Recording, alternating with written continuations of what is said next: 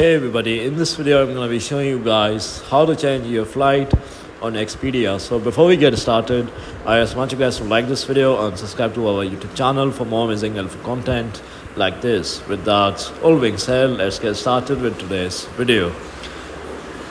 Hi guys, so first of all you have to log in into your account. So go to the Expedia website or application and log in using your credentials, and then you just have to access your itinerary, navigate to my trips or manage travel to find the itinerary for the flight you want to change.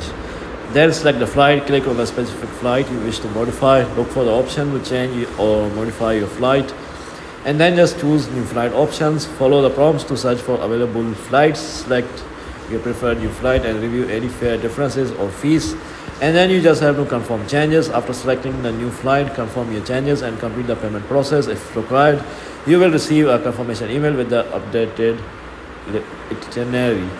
So yeah guys, this is how you do it. Also make sure to check the airlines change policies or as fees may apply to your flight. So yeah guys, this is how you do it. If you found this video to be somewhat helpful, then consider subscribing, and I'll see you in the next video very soon. Peace.